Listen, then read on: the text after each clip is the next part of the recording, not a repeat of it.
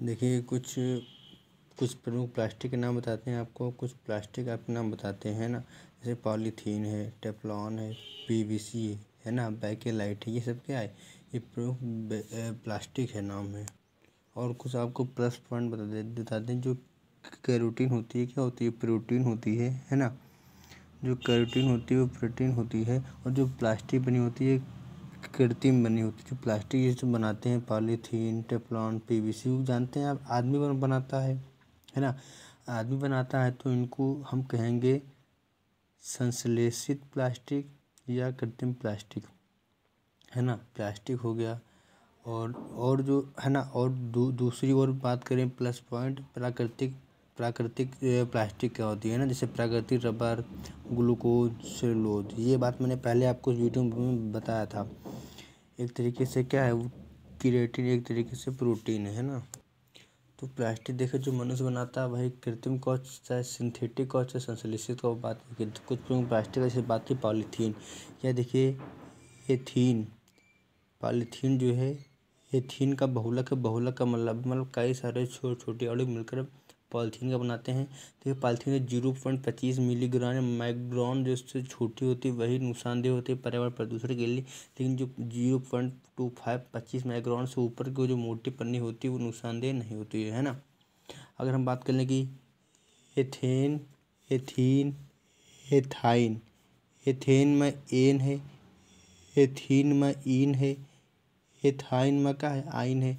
जो एन होता है single bond, ane single bond, ene double bond, yne triple bond, है ना।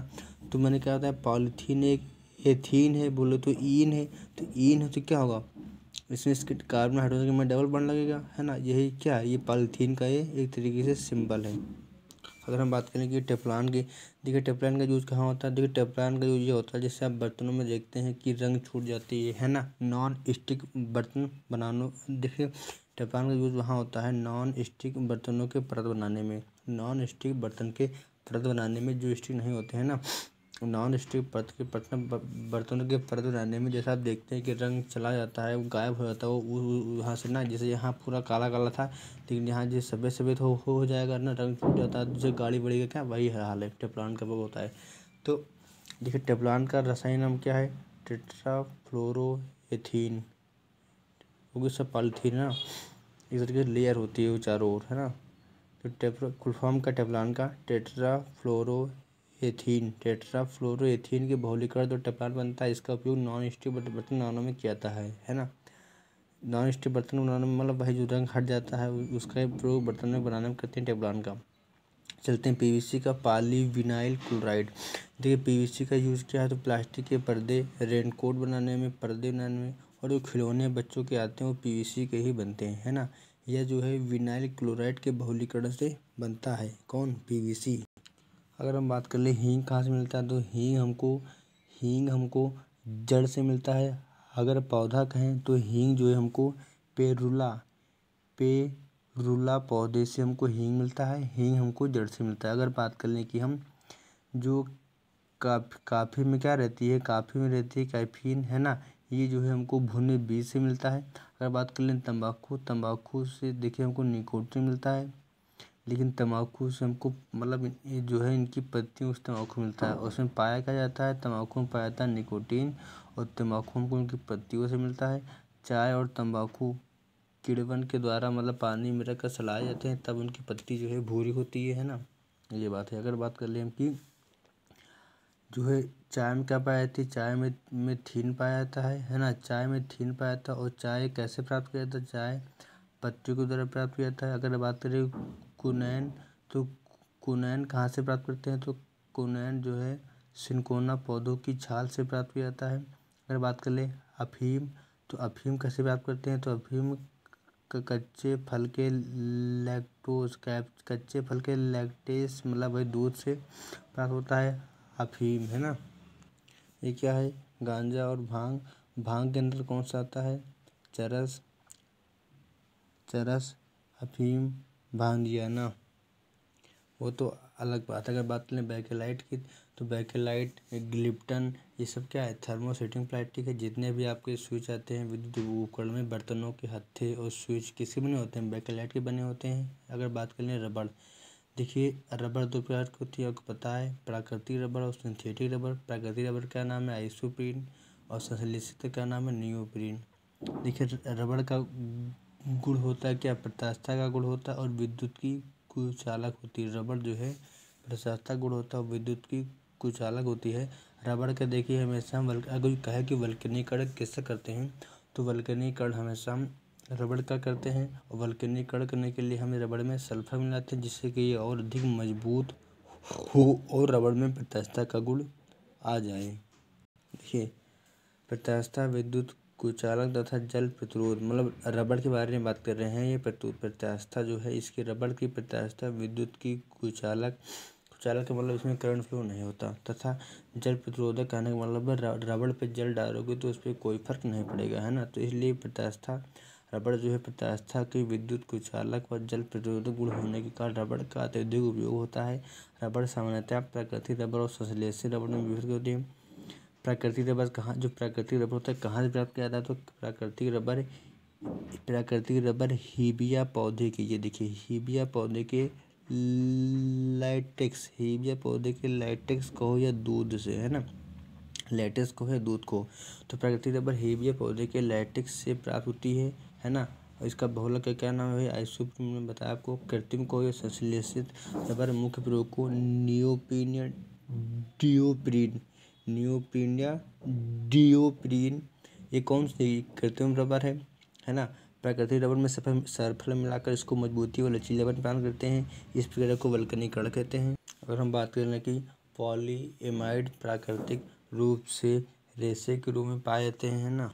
देखिए सबसे बड़ी बात है पॉलीएमाइड, तो पॉली जो एमाइड होते हैं, है ना, ये पॉलीएमाइड कैसे पाए जाते हैं, तो पॉलीएमाइड जो है प्राकृतिक रूप से रेशे के रूप में, मतलब फाइबर के रूप में पाए जाते हैं। अब जैसे कोई पूछे आपके कि प्राकृतिक पॉलीएमाइड के नाम बताओ, तो ऊन और सिल्क है ना। ऊन और सिल्क ये एक तरह की, देखिए, प्रोटीन है। ऊन और सिल्क एक प्रकार के प्रोटीन है, लेकिन ऊन और सिल्क हैं क्या, ये प्राकृतिक पॉलीएमाइड है। देखिए बुलेट प्रूफ कांच बनाने में किसका प्रयोग होता है, तो बुलेट प्रूफ कांच बनाने में हम पॉलीकार्बोनेट का प्रयोग करते हैं, है ना। पॉलीएमाइड श्रेणी के एक अन्य बहुलक को केवलर कहा जाता है। पॉलीएमाइड श्रेणी के एक अन्य पॉलीमर को या बहुलक को, है ना, बहुलक को केवलर कहा जाता है। इसका उपयोग बुलेट प्रूफ जैकेट बनाने में होता है। देखिए बुलेट प्रूफ कांच बनाने में कार्बोनेट, बुलेट प्रूफ कांच बनाने में कार्बोनेट, मतलब है पॉलीकार्बोनेट। और अगर बात कर ले हम कि पॉलीएमाइड करने से मतलब बुलेट प्रूफ जैकेट बनाने में क्या करते हैं, तो जैकेट का प्रयोग बनाने में करते हैं केवलर। क्या करते हैं, बुलेट प्रूफ जैकेट बनाने करते हैं हम लोग केवलर प्रयोग करते हैं। अगर बात करें, देखिए विलियन क्या है, देखिए विलियन को इंग्लिश में क्या कहते हैं, सोल्यूशन। देखिए विलियन होता है या मिश्रण होता है ना। देखिए जब हम दो या दो से अधिक सामानों को, है ना, जब उसका निश्चित अनुपात ना हो, मतलब कि ऐसा तो है नहीं कि जब चाय बनाते हैं तो आपको मतलब 50 ग्राम ही या पानी छोड़ना है। कोई मेहमान अच्छा है तो आपको, ऐसा तो है नहीं कि आप दूध अच्छा छोड़ देंगे, या कोई मेहमान खराब आ गए तो आप सब पानी भर देंगे। तो एक तरीके से विलियन है चाय, ये क्या है, एक तरीके से विलियन है। और विलियन कहो या मिश्रण कहो, है ना, बात दोनों एक ही है। तो उसमें देखिए ऐसा तो है नहीं, कोई मेहमान अच्छा है तो उसमें चाय ज़्यादा डालेंगे, दूध कम डालेंगे। तो यही होता है विलियन, मतलब जब दो या दो से अधिक वस्तुओं को जब एक निश्चित अनुपात में ना मिलाएं तो उसी को हम विलियन कहते हैं, है ना। और जो यौगिक होते हैं, यौगिक बोले तो कंपाउंड और कंपाउंड बोले तो अणु। अब देखिए मिश्रण या विलियन देखिए दो प्रकार के होते हैं, एक समांगी होता है, क्या होता है, विषमांगी, है ना। एक होता है समांगी, एक होता है विषमांगी। समांगी में समान होगा, विषमांगी में विषमान होगा। देखिए विषमांगी कहने का मतलब है ना, कि विषमांगी कहने का मतलब है कि कोई एक भाग अलग हो जाए। जैसे अब दूध है, अब दूध क्या विषमांगी है। अब दूध तो को गर्म करते हैं तो उसमें से देखिए ऊपर सारी दिखाई देने लगता है, मतलब वो ऑटोमेटिक अलग हो जाता है। दूध है, अब इसे कोहरा है, अब कोहरा होता है तो आप देखते हैं कि कोहरा होते हैं तो उसके बाद अब जब कोहरा चला जाता है तो आप देखते हैं उसके बाद हल्का पानी रह जाता है या धूल रह जाती है तो मिस कुछ अलग दिखाई देने लगता है, तो वही विसमांगी होता है। लेकिन जो समांगी होता है, समांगी में देखिए शरबत होता है, शरबत दोनों को मिला देते हैं, मिलाने के बाद कोई अलग चीज़ नहीं दिखती, मतलब वो वैसा ही रहता है, तो इसलिए समांगी होता है ना। अगर ये बात कर लें ऑक्सीजन का, ये परमाणु है, लेकिन अगर ऑक्सीजन के दो हैं तो इसलिए क्या कहेंगे, इससे ऑक्सीजन के हम अणु कहेंगे। देखिए ब्रह्मांड में अणु परमाणु या यौगिक जो स्थान घेरते हैं, ब्रह्मांड में वे अणु या परमाणु या यौगिक जो स्थान घेरते हैं, है ना। देखिए वर्तमान में द्रव्यों की 5 अवस्था बताई गई हैं, 5: ठोस, द्रव, गैस, प्लाज्मा, बोस, आइंस्टाइन। देखिए प्लाज्मा कहाँ पाया जाता है, तो प्लाज्मा देखिए सूर्य में पाया जाता है 70%। सूर्य जी में हाइड्रोजन प्लाज्मा में पाया जाता है। और CFL अब ये देखते हैं बल्ब ट्यूबलाइट में क्या पाया जाता है, प्लाज्मा पाया जाता है ना। CFL तथा ट्यूबलाइट बल्ब में प्लाज्मा का निर्माण होता है जो प्रकाश उत्सर्जन के लिए आवश्यक होता है ना।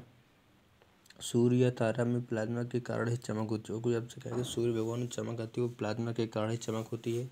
सामान्य वायु के घनत्व के 1 लाख के भार में जितना कम घनत्व वाली गैसों को बहुत कम तापमान पर ठंडा करने से बोस आइंस्टाइन कंडेंसेट BEC प्राप्त होता है।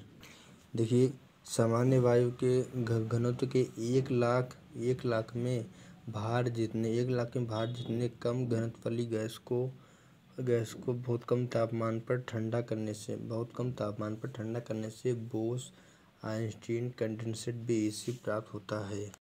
तो वही बात कर लें कि देखिए मिश्रण क्या होता है, मैंने बताया आपको, चाहे मिश्रण को हो, है ना, चाहे आप मिश्रण को हो या विलयन को हो, चाहे मिश्रण को हो या मिलियन को हो, चाहे मिश्रण को हो चाहे विलयन को हो, चाहे चाय बनाना को हो, है ना, चाहे चाय बनाना को हो, चाहे मिश्रण को, चाहे विलयन को, जब देखिए कि डेफिनेशन क्या है, दो या दो से अधिक तत्व या यौगिक जब अनिश्चित अनुपात में मिले हों तो उसे मिश्रण कहते हैं। और मिश्रण देखिए 2 प्रकार के होते हैं, मैंने बताया आपको, समांगी मिश्रण और विषमांगी मिश्रण। देखिए समांगी मिश्रण मतलब जो समान होता है, जैसे विलयन, वो समांगी मिश्रण का एग्जाम्पल क्या है, विलयन है ना। अगर बात कर ले विषमांगी मिश्रण का, तो विषमांगी मिश्रण में मतलब जो कुछ अलग भौगोल दिखाया था, मतलब मिलाने के बाद जैसे दूध अलग दिखाया था, कोहरा, है ना। तो विषमांगी मिश्रण के अंदर कौन से आते हैं, कोलाइड और निलंबन। कोलाइड का एग्जाम्पल कौन सा है, मतलब विषमांगी के अंदर दूध तो आता है, लेकिन दूध किसके अंतर्गत आता है, दूध आता है कोलाइड के अंतर्गत। अगर बात कर लें हम निलंबन में क्या होता है ना, तो निलंबन को जो पानी और बालू वाला सिस्टम है ना, पानी और बालू वाला सिस्टम में निलंबन है। अगर बात कर लें ये समांगी मिश्रण विलयन का भाई दूध और पानी और शरबत में शरबत ज़्यादा घुल जाता है एक तरीके से। तो अगर क्वेश्चन आपसे कोई पूछे कि सबसे छोटे अणु किसके होते हैं, तो सबसे छोटे अणु जो है विलयन के होते हैं। इसके कितने होते हैं, 10⁻⁷ सेंटीमीटर से 10⁻⁹ सेंटीमीटर के बीच में होते हैं, या है ना। सबसे छोटे अणु विलयन के होते हैं। और सबसे बड़े अणु किसके होते हैं, सबसे बड़े अणु निलंबन के होते हैं। और मध्यम किसके होते हैं, मध्यम होते हैं कोलाइड के। अगर बात कर लें विलयन की, आज चलते हैं विलयन का। आपको बताया कि मैंने क्या बताया कि विलयन किसके अंदर आता है, विलयन आता है समांगी मिश्रण के। तो ये समांगी मिश्रण का उदाहरण है। इसमें विलयन पदार्थों के अणु की माप 10⁻⁷ सेंटीमीटर से कम होता है, इसलिए विलयन टेंडल प्रभाव को प्रदर्शित नहीं करते हैं, क्योंकि बहुत ही छोटे मालिक्यूल अणु होते हैं, इसलिए ये विलयन जो है टेंडल प्रभाव को नहीं दिखाते हैं ना। क्योंकि देखिए मैंने यहाँ पे बताया कि वायु क्या है, वायु देखिए क्वेश्चन में ये पूछे क्या है, तो वायु देखिए एक तरीके से मिश्रण है। और देखो लेकिन मिश्रण क्या है, मिश्रण आप जानते हैं कि कोई निश्चित अनुपात नहीं होता है, लेकिन वायु में तो निश्चित मात्रा होती है ना।